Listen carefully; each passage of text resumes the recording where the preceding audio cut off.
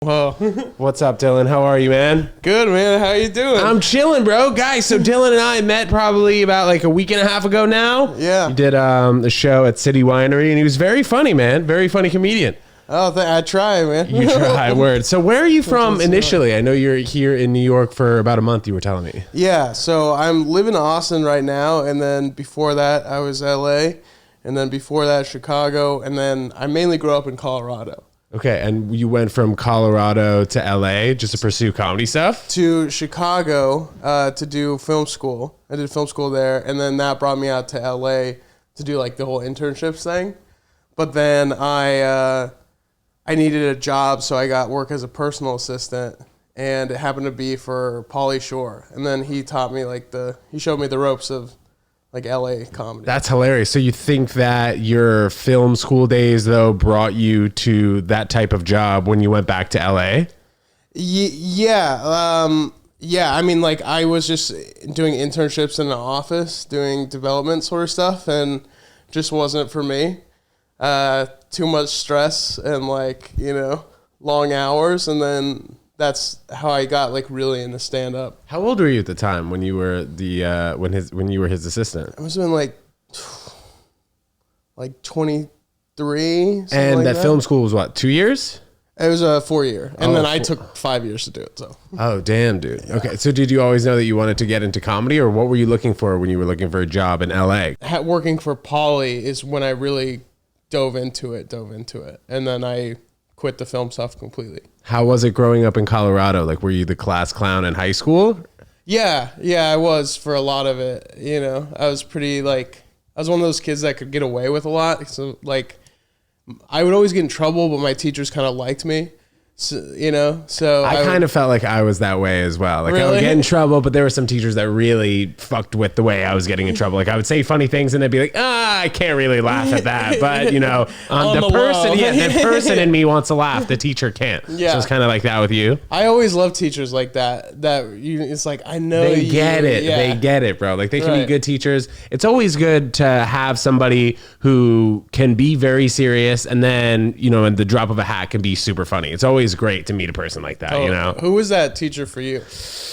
I'd say it was probably Joanna Pickett, my 5th grade music teacher, bro. If she's listening, what's up, Joanna? But she was more of the blatant ones, I'd say. There were other teachers that were like fucking with my shit for like when I would interrupt class and stuff. But she was the one who you could really tell that she thought I was funny, and she would let me get away with nonsense. Like, I'd be crawling into cabinets during recorder practice, and she'd be like, ha ha ha, Ted is so funny. And then other kids in the class would get so pissed during recess, like, oh, you're such a teacher's pet. When in actuality, I was just fucking doing me, man. Like, that was the most authentic me. Yeah. Right.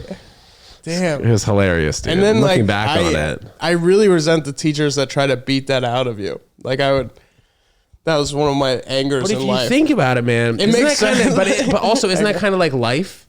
Everyone just trying to get you to be more serious all the time. Like, dude, I remember you walked right on the stage at City Winery, and you were like, your opening line was hilarious. You're like, oh, another fat guy on the show. And then you like threatened to jump in the crowd. I don't know how often you do that or if I'm ruining your bit, but like that stuff is so fucking funny. Like, you just right away thinking about like the physical parts of comedy and also like the interrupting parts, which gets teachers pissed. But like the physical part, you can't help but laugh at a person who's doing funny shit like that. Yeah, well, I always find it really fun, whenever you do a show with because that City Winery show, it seemed like a little more like upscale clientele, and I love making those people like get out of that because I feel like their whole lives are having to do that, and it's hard to get them out of that sometimes. Yeah. So it feels really good when you can make those people like feel silliness again. Well, being in Austin for a while, what do you think the kind of clientele is there? The people who come to see comedy, because I haven't been to Austin yet. There are a lot of tech people that have moved in. They're the ones with like the disposable income for shows. I mean, not that other people don't, but a lot of tech people have been at shows. So they're like young professionals, and I think they also like breaks from like that world around them, like the tech atmosphere. Are they coming to laugh, do you feel like? Some are stuck in, they're still acting like it's 3 p.m. on a Wednesday, so that's kind of tough. what's like, I mean, New York is so big, but what do you think the audience is like here? I think that it varies from like club to club. You know, you mentioned the place where I saw you, City Winery, and you think about, okay, people are going there. They're probably having dinner at the show. They're getting maybe an expensive bottle of wine because the place is called City Winery. So like they're known for having, I'm sure, thousands of bottles there. Yeah, so you go to there and you figure each person is going to spend, you know, at least $50, you know, per person, something like that, food and drinks. And you would look at that kind of crowd and you'd be like, oh, maybe they're like the upper crest of the New York City comedy watching scene, which I would say is probably true. But maybe when you go to a place like Comedy Cellar, it's nice, packed in, lower ceilings. Everybody knows that this is the place we go to have fun and laugh. Like, this is the only thing that we're probably doing tonight. We're going to this comedy show. We know exactly what we're doing. Maybe you go to the Stand and you'll have a nice meal and you'll see some comedy, but like you're going there potentially maybe for the food, because the food at the Stand is known to be like very good. Yeah. But then if you figure you go to a place, let's say you go to a comedy show 9 p.m. on Wednesday, it's free in the middle of Brooklyn, and you're kind of looking for that clientele. I say it in such a fancy way, but you're looking for the audience who kind of has the same similar humor as you, you know, like right. Approaching 30, younger professional, but like is going out and looking to drink a few beers. Maybe it's a BYOB type of show. So I think in New York, you really do see a ton of different crowds, which is good to have always, you know, like I haven't been to an open mic in a few months, but I just remember any open mic was just such a different environment. It could be like a 10-person open mic where there's like a big crowd, kind of a bringer open mic, or it's just 12 comics all looking at their phone type of mic. So New York City is beautiful in that you really can find every single type of audience member. I'm not sure if you've heard of the show at the Juke Bar. They do it on Wednesday. It's called Village Idiot. It's basically just like a stand-up show right in the middle of the bar. Yeah, Sarah's, right? It's Isaac and Andrew Ginsberg who do that. Oh, yes, I did that. Yeah. Oh, you did that? Yeah. Dude, that's what I was thinking. I was pretty sure I saw you on that flyer. So how did you feel? Yeah, how'd you feel about that? It was great because, like you're saying, it's totally different. And then... You've never done something like that? Well, it not so close together, you know, like in terms of like days, because like you're saying, you could do like a spot. I did one where I did like a show in Manhattan, and then I did a show directly after at like a bakery in Brooklyn. Was it the same night? Mm-hmm, same night, and it very different audiences, you know, and how they react to your material. Did you find yourself adjusting? Yeah, because you had to, because it was like. Some people like more conversational, and then others you could tell they just wanted like punchlines. Do you also find that New Yorkers, maybe more so than LA and Austin, kind of like to be involved in the set a little bit? Yeah, absolutely. And I like that a lot, and I feel like I don't always get to do that because like I like the sets where you start off and it's like kind of slower at the top, but you're like saying hi and like that feels more natural to me of how you would like talk with a person, you know, like the conversational, I guess. I don't know how you would describe it. No, I think that makes sense. And being here, I mean, how long have you been here? I've been here since like October 2nd, October 3rd. Damn, and you've got up every single night for the most part, right? Pretty much. If not shows like, you know, mics and stuff. But that's great, man. That's great. So you spend a good amount of time in LA. Are you living there now? You're going to go back after this month? No, so I'm living in Austin right now, and then, you know, we're waiting for the Holy Club, and then from there I'm going to decide whether to stay or... If I did move again. What's a Holy Club? What do you mean? The Rogan Club. Oh, okay, okay. And then when's that opening? Apparently in January. Yeah, so, but it's right on 6th Street. There's a bunch of other clubs. So once that opens, there's like 3-4 clubs actually in like a 5-minute walk from each other. So it'd be something, if you ever want to come to Austin, it's definitely a great place where, especially when that club opens. And then they have there's this club called Cap City that had an old location, but they just opened in a like mall area. That's really nice. It's like a good like $350 kind of venue, but it's cool. I've been to Texas many a times, but like playing tennis. I used to play tennis very seriously, but I haven't been there for comedy. You used to work at the Comedy Store in LA. Saw that in your Instagram bio. What was that like? It was great, man. It was like a door guy position. So you audition on Mondays. They have this thing called potluck, which is like their open mic, and like 15 people get chosen out of like hundreds. And then Adam Egget, the guy who used to be the talent coordinator, booker there, he would sit in the back. And then every once in a while, they'd choose somebody to work as a door guy. And then when you worked as a door guy, you would open up the shows. Like you do like the Death 5, you know, like the opening. Open? Yeah, exactly. Oh, dope, man. And then sometimes you get development spots. So it was great because you would like, it taught you how to like, all right, I've got 5 minutes at the top of the show. People are still sitting down. They fucking hate you for some reason because, you know, a lot of times you would seat the people that then you would go in front of. And people are insufferable, as you know. But they're you know, like they're just, I don't want to sit in the front or like, and I'm trying to get like 300 people in a room with like 2-3 other guys, you know, so I have to kind of be a dick. And then as soon as you sit, everyone, you go up on stage. You're like, oh, what's up, motherfuckers? I just sat all of you. Yeah. I don't know if you saw that Richard Pryor special where he was on stage and everybody was walking in and he just started shitting on everybody walking in. He's like, you motherfucker, bald ass motherfucker type like all that. All the late people that were late. Yeah. That was so great. Hilarious, man. That's great. So would you say that getting this position, working for a comic like Pauly Shore made you get into comedy, or would you not have gotten into comedy? What was the deal? Were you a performer in high school and such? Yeah, I would like perform in high school, but I think I just wasn't as comfortable doing it on stage. But then I did it like right when I moved to Chicago, and I thought it was fun. It was my first. Do you remember your first like mic or like your first time you went up? Dude, I don't know. You know, was it in New York? So this is what, yeah. So this is what I first started. Well, I always loved improv. So in college, I was taking acting classes, improv classes, loved it. Came to the city, started taking UCB for like a year and a half, and then didn't take it so seriously. Took like 6 months off, whatever. I worked for my dad at this point in time. So just doing improv. I always loved to freestyle rap with my friends. So I would go to this free show. Shout out Black Cat. They still do it 9 p.m. on Fridays, Lower East Side. Oh yeah, it's my favorite mic in the city. Oh, dope. So they do a show there Friday night at 9 p.m. tonight as we're recording this. If you, I might stop down there if you're free, you should. Nice. But they have a great show. People stop by before they go to the cellar, and then all their spots down there, Grizzly Pear, whatever.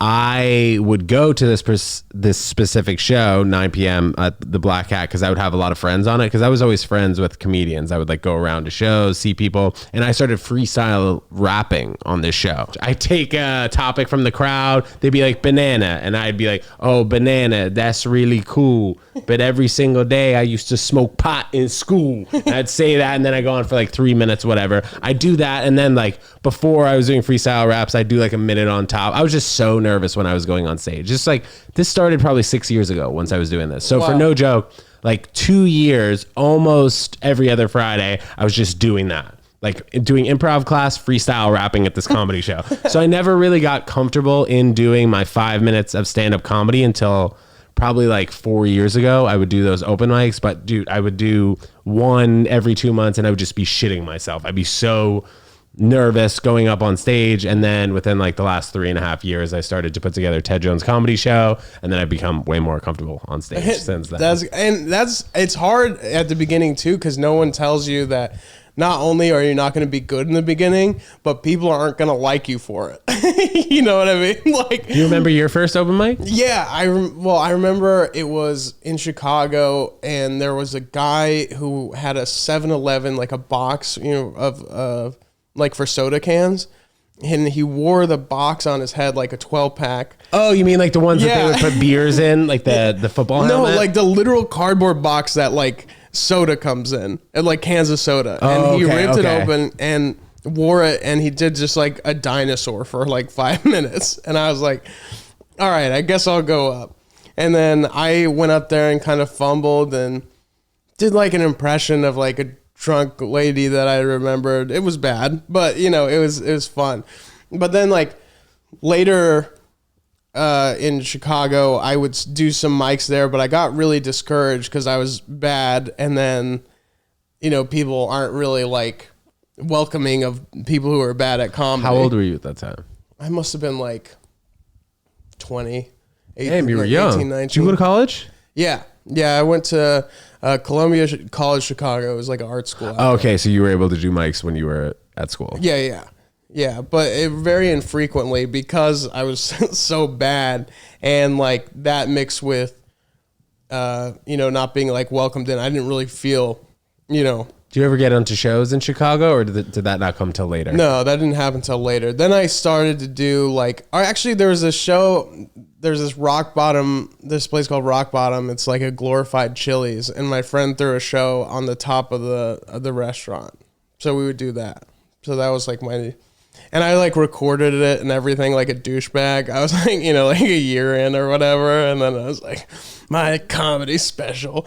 And I had a whole montage of walking to the club and like going on the subway. How much time did you end up doing? Probably like 10, but it was very, very loose. When you met Pauly Shore, though, did he give you a lot of advice, words of aspiration? Yeah. So most of my job was... and how old were you at that time? This is when you were working at the Comedy Store?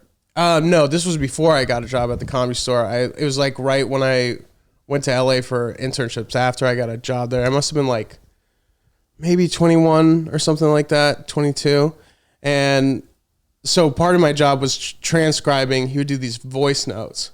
They'd be like, I saw this girl today, da da da. She called me this because I da da da. So I'd transcribe all that. And that kind of like taught me how to write material, because he would just record his thoughts and then I'd type them all out, and then he would use that type to like fill in the blanks. And I always thought, I was like, oh, this is like terrible, but then he would go to the club and then perform them, and then he would just murder. And then I got like, that gave me the sense of like how a joke works and how to put things together. How'd you get that gig? It was random. It was like, it was for him. It was just like a random call. I need like an assistant. And so I just said, I'm an assistant. And he said to send in a funny video. So I sent in a video, and then I went there, and then that's how, yeah. What made you move to Austin? Well, Brian Redband, who I'd met through the Comedy Store, he was like, move out to Austin. Everyone's, moving here. I'll help you out. And LA was pretty dismal. So I took And when was that? I moved January 1st, 2021 to Austin. And then I've been there since. How did the pandemic affect you, if at all? I originally, I was on acid the day they did the big announcement on TV of like, everything's getting shut down. That first like 2 weeks or whatever? Yeah. Or the only 2 weeks that we thought we were going to be stuck inside for. Yeah. Right. You remember like I'm sure like here, the bodegas in the grocery store, everyone was like nuts and like piling in and grabbing all they could. Yeah, toilet paper. So I took acid on that day. So I was freaked out. I was like, they're going to shut down the borders. They're going to do all this stuff. So me and a friend, Cooper, who's also a comic, he's a door guy at the Comedy Store now, we decided to drive from LA to, my parents have a cabin in South Colorado. So, and then we just thought we'd be there for 2 weeks, and we ended up staying like 3 months. In the cabin? In the cabin. Was it like good enough size though for you guys? Yeah. No, it's like a 3-bedroom. I'm and just it has like a picturing a cabin in the woods, bro. Yeah, and out like burning, killed. No, they had Wi-Fi, so that was good. Okay. So we just like watched Sopranos and like bullshitted around, podcasted, stuff like that. Did that make you want to leave LA though? No, it was after when I went back to LA when we were still in lockdown. I just thought, why the hell not? Where did you live in LA at the time? At that time I was in North Hollywood. Okay, so I was in LA. I told you like 3 or 4 weeks ago, and we stayed on, was it North Cahuenga? How do you say that, bro? I think it's Cahuenga. Yeah, Cahuenga. That's where it was. It was cool. I like LA more so each time I go back there, but I mean, compared to New York, I feel like you just get I know that you can just get so much more done in a day in New York, and you're able to just do things sporadically in New York. You don't drink too much and then you can't drive your car. Like if you drink too much, you hop in an Uber to the next party and then, take a cab from there. So there are just so many things that are different. Did you ever feel claustrophobic in LA, and now you're in Austin and have more breathing room? I guess. I don't know. Just Austin, it seems like a lot smaller but there's a lot of like clubs, you know.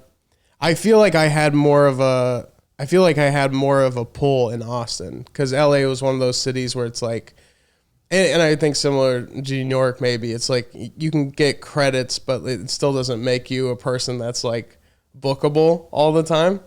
So, I mean, I was getting good spots and stuff in LA, but in Austin, I was able to start running longer sets because I was like in a smaller scene. So were you not doing showcase shows then in Austin, or was it just like you and two other people doing 30 minutes each? No, they do showcases, and it's built a lot. Like they built a new creek in the cave out there.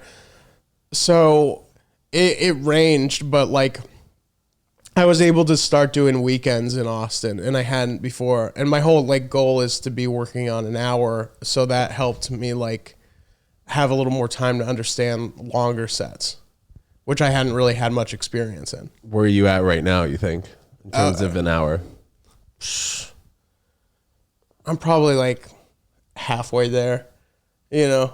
But again, then the more you do, the more you're like, this old joke is shit, you know. So. And is that a YouTube post, do you think, once you get the hour? Or maybe a Netflix, Hulu, Amazon? I'm always curious. I don't know. I think I want to try to make it a diamond, and if no one bites, then YouTube. You know, just try to make it as packed as possible.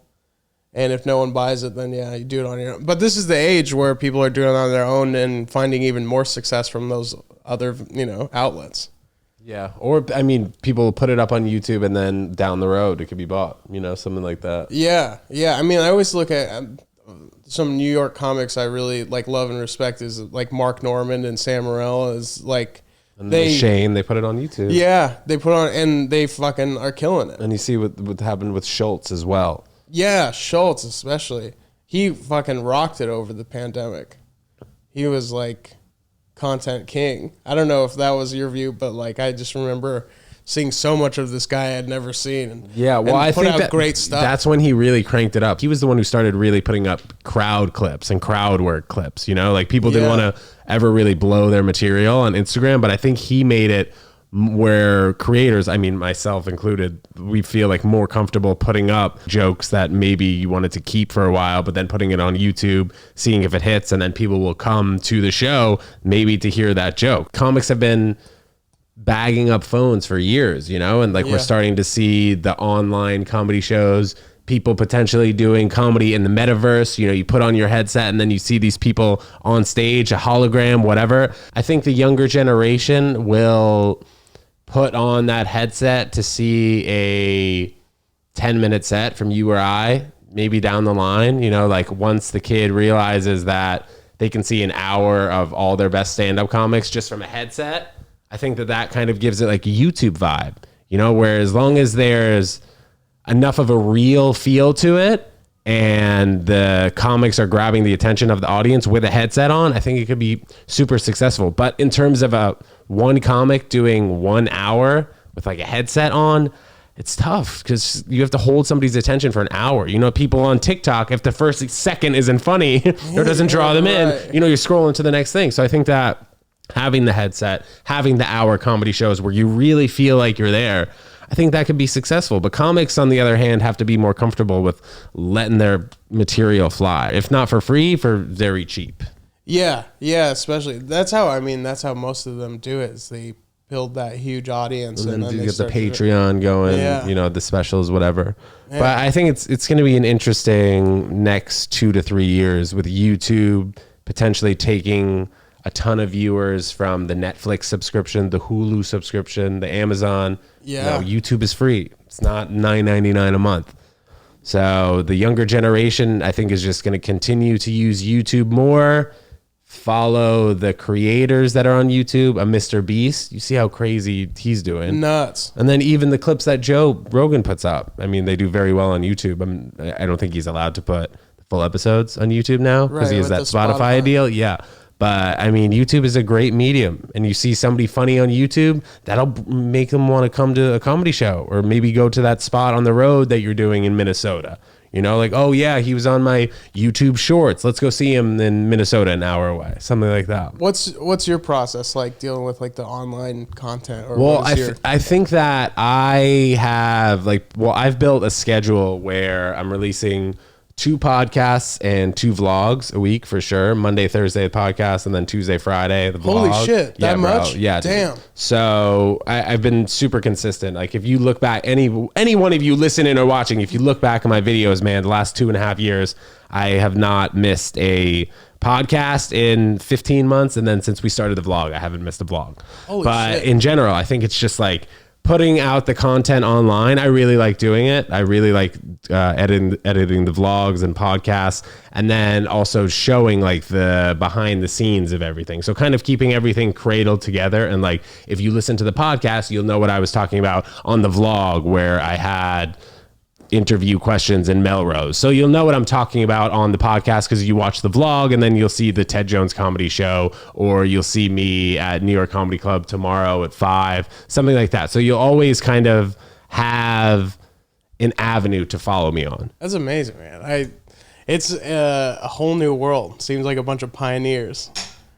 Yeah, man. Yeah. I don't know. I mean, once we start making a ton of money from doing this and we get the feedback that we want from people, I think that's when it'll be worth it. But until then, I'm just gonna have fun, bro. And then we're gonna get super jaded about it. That's what I'm excited for. Yeah, I mean, jaded and like, yeah, it's whatever. Yeah, I don't need $50,000. Yeah, no, I don't know. No, I think it speaks for it speaks for people wanting to do what they want to do and not necessarily having to be paid $1 billion each time that they do something. Like in starting it, they like the process, and then eventually. I don't know. This is what I've heard from people who have lived before me. The money comes, you know, it's the fun and doing what you want to do first. Who got you into it? Into what? Comedy in general. Like, were there people in your life or people that you would watch and be like, I want to do that? Well, I think that, so it started in middle school. I got the lead play part when I was 13, and I was in 6th grade, and the 8th graders had a play, and I got the lead part in the 8th grade play because the 8th grade Romeo bully had academic probation, so I replaced him in the play. From that point forward, I was just like, oh, I love performing. I would take acting classes for a little bit. I was doing some modeling, but I never took it seriously. I really was a avid tennis player, and I played tennis in college for 2.5 years, and then once I was not on the team anymore in college, I was able to take more improv acting classes. Got out of school, I was like, what the shit do I do? I started working at my dad's company for 6 years, and that was a very like cushy job, comfy. Working for your dad, you can't beat it. Yeah, you really can't. So during that time, I was going to comedy shows. Giulio Gallerati, who I'm not sure if you know, he's a comic who has a podcast. Yeah. So I would follow around Giulio to comedy shows for like 2.5, 3 years, just going to all these shows. And I met all these people before I was even in the comedy game. It's kind of like, it sounds like kind of like your situation working at the Comedy Store, where you see and you know all these people before you were in the lineup with them, right? Yeah, absolutely. Stuff like that. So I started following him around. I got the comedy bug, I guess. And a couple of years later, I started doing it seriously. I started taking it more seriously, for sure. Hell yeah. Yeah. What is, do you think you'll always be in New York? Yeah, man. I think I'll always be in New York. Unless like somebody in LA gives me the bag, or Miami, Europe, something like that. Then I'd go to one of those places if the bag was being given. Yeah. You know what I mean? If the bag's there. Yeah, dude. What about you? I want to move everywhere. I want to live everywhere. I mean, I love New York. I think if I moved anywhere else, it would probably be here. Just the city, and like I notice even just being here, small things like the act of going to a mic and having to like walk more each day just puts me in a better mental state. Yeah, that's great, man. Just like simple shit like that. Like in Austin, I don't walk at all, and it's like depressing as fuck. But like here, life kind of forces you like get out the door and then you're out. Totally. And I mentioned this before, I think it was on the last podcast, where in New York, in a month, it'll just be so cold that sometimes you want to stay in and do work and grind instead of being in a California, Los Angeles. You're like, should I go to the beach? Should I waste a little bit of time doing this? When in New York, it's like, all right, you got to kind of focus on what you want to focus on. And yeah, if you want to go outside, you are generally going somewhere, or you can be walking around doing whatever makes you happy. Is there like an attitude when people not from New York move here that are like, you don't get New York? Do I have an attitude, you mean? No, in general. I don't think so. I think we would like to believe we're very welcoming to the people who come to New York, because it's different, man. I mean, it's different than every other place in the world. I have not been to many places in the world, but I just know from what I've heard, it's so different from any other place. So people who I think come here, you gotta have respect for them. You know what I mean? Yeah. Just if like somebody starts doing comedy, you gotta have respect for them. If they've been doing it for a few years, you're like, all right, well, I know that you are on the grind, you're doing it, you're trying to make it, so power to you. Right. Damn mics, dude. Yeah, man. So you're here for another like week and a half or so? Yeah, about that. What do you got planned for the next week and a half? Well, not much. I'm just doing mics, exploring around, and then I'm actually going to LA for like 2 days, doing a show there, and then coming back. Oh, nice. And then, I just want to kind of, as much as I want to do comedy stuff here, just want to get an overall sense of the city and like explore around. And, what's been the best part? I like parks. I like parks a lot, like even that Washington Park. Washington Square Park. Yeah, that's always just fun. Like I'll get high and then go there. Love it. And that's a great place to be high at. Totally. And people watching.